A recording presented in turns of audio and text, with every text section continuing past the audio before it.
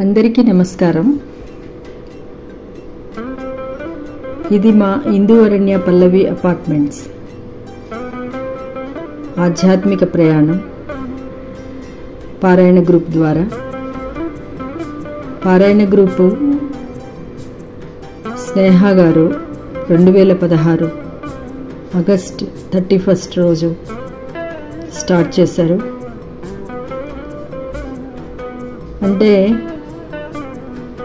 కలిసి పారాయణ చేసుకోవడం అనేది అది దైవ ప్రేరితం.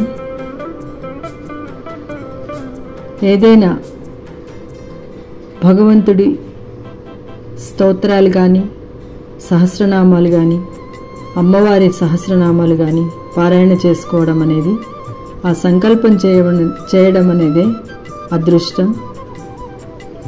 2016లో స్నేహ మేడం స్టార్ట్ చేసి దాన్ని నిర్విఘ్నంగా కోఆర్డినేట్ చేస్తూ అందరినీ కలుపుకుంటూ చక్కగా వెళ్తున్నాము. ముఖ్యంగా విజయలక్ష్మి గారు, రత్నమాల గారు, సుధా గారు, అనసూయ గారు, వసుంధర గారు, సీత గారు, రాజేశ్వరి గారు,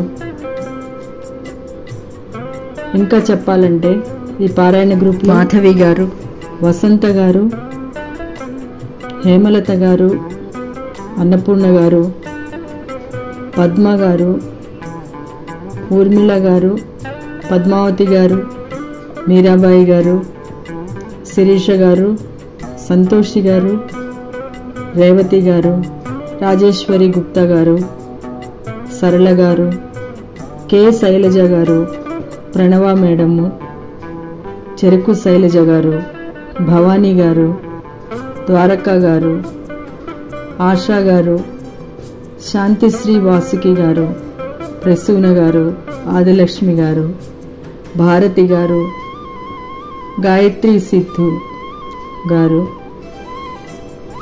వేరే ఇంకొక గాయత్రి గారు, సులోచన గారు, ఇలా అందరూ కలిసి చక్కగా పారాయణలు అనేవి చేసుకోవడం చాలా అదృష్టంగా నేను అనుకుంటున్నాను. ముందు నేను స్కూల్ వర్క్లో బిజీగా ఉండేదాన్ని. ఈ 2 సంవత్సరాల నుంచి నేను కూడా పారాయణలలో పార్టిసిపేట్ చేస్తున్నాను. సామూహిక పారాయణ అంటే చాలా సంతోషంగా ఉంటుంది, ఆనందంగా ఉంటుంది, అదొక తృప్తిగా ఉంటుంది. ముఖ్యంగా లలితా సహస్రనామ పారాయణ అనేది ఎక్కువగా జరుగుతూ ఉంటుంది.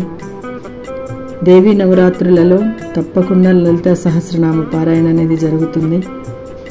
ఆ లలితా సహస్రనామ పారాయణ అందరూ కలిసి చేస్తుంటే ఆ వైబ్రేషనే వేరు. అది ఒక డివైన్ వైబ్రేషన్. ఓంకారంతో మొదలుపెట్టి